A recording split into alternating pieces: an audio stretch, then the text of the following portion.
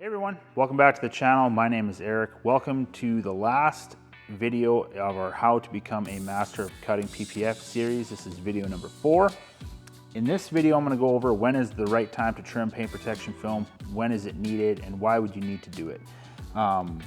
For example, we got this 2008 Corvette in our shop. I did a bulk hybrid template PPF install on this bumper. Before I get into this, I'm not going to talk about what cutting software I use. I know that can be a hot topic to talk about, but that's irrelevant for this video. I'm not going to talk about what software I was using. It's a 2008, it's an older bumper, or it's an older vehicle, and I know the pattern has probably not been refined. So I knew that before cutting this bumper, I figured I would probably need to adjust this pattern. So what I did was I added 2 inches basically all the way around the bumper. That way I could still do the install. I could still use the Corvette badge at the front of the bumper as my starting point, and I still had a general idea of the template and how to install it. Looking back, because now I have to trim this out, looking back, I probably should have just done a bulk paint protection film installation, but I didn't, and I don't want to rip this bumper off, and I don't want to redo it because I did a really good job on the install. Now I'm not done installing it. You'll still see film over here that needs to be trimmed off, and over here around the headlights, and also over here where the license plate bracket is.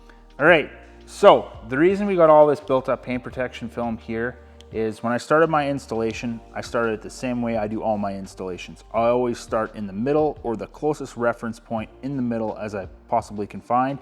In the situation of this Corvette, I started at the Corvette badge. Got this down, the pre-cut around this was perfect, spot on. I was really happy with that. From there, I stretched over to the passenger side headlight and the fog light area. I got those areas down as the way the pattern was designed, and that looked really good. So then I came over here to the driver's side, and I got the driver's side headlight and fog light area down as well too, and that worked really well also. Once I was done that, and I want to start squeegeeing everything else out, I ended up with all this built up material here. Now, this is what I say when you're doing older vehicles, is that sometimes these patterns are not as good as newer vehicles. Now I think on this pattern, it probably could have been whoever manufactured it or designed the pattern, they probably could have done a couple installs and refined this pattern a little bit. But whenever you stretch from side to side, material like this, you're supposed to stretch that out. And as you do your stretch, this material starts to lay flat.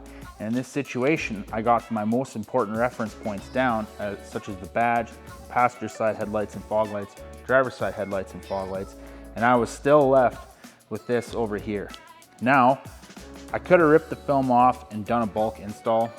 In hindsight, I probably should have, but the rest of this install looks really good, and I'm not about to rip it off and redo it. So, because this vehicle has a license plate bracket on the front of it, I'm just gonna put the bracket on kind of where it was supposed to go, right about there. What I'm gonna take and do is I'm gonna trim this all out. I'm gonna come right up over here to the hole, come right across the other side to the hole, and then straight down. And that's gonna be perfectly fine. And that, even though that is exposed paint, that exposed paint is protected by the license plate and the license plate bracket that are gonna be on the front of this car. So this is a prime example of when you would need to trim. You know, relying on pre-cut templates to be absolutely spot on perfect, it's a great idea in theory. However, as good as some pre-cut templates are, oftentimes there is times where you need to trim. So in this example, we are going to do some trimming. So I'm going to show you guys how I'm going to do that, and we're going to get to that right now.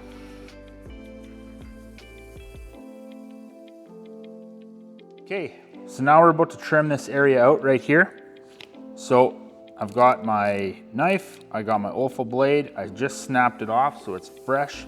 So what I'm gonna do is I'm gonna take my knife and I'm gonna start my cut right over here at this first rivet hole. So I'm gonna start there.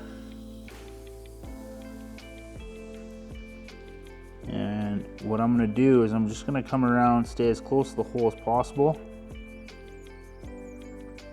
You want to hear the squealing sound.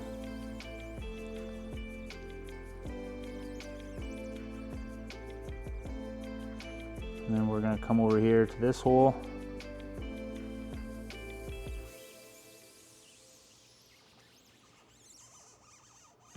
Now I'm going to pull the film back, and I know I can take and peel that from there. So that's perfect. Now what I'm going to do is I'm going to look for the area where I started, right over here,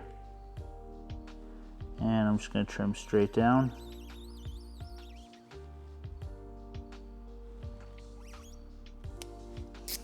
There we go. Now what I'm going to do is just slowly peel this back.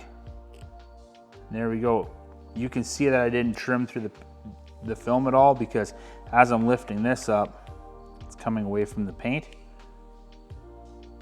So that's what you want. It's peeling apart just the way I want it.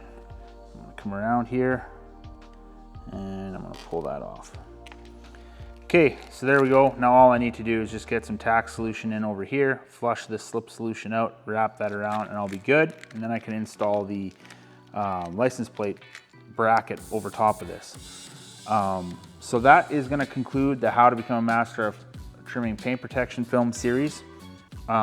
If you feel like there's something that I missed and you're a professional installer and you do this for a living, and there's something that I wasn't hitting on, feel free to leave that in the comments section down below.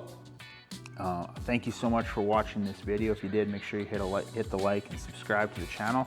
The next series we're going to do is an in-depth series on how to properly wrap your edges. So stay tuned for that.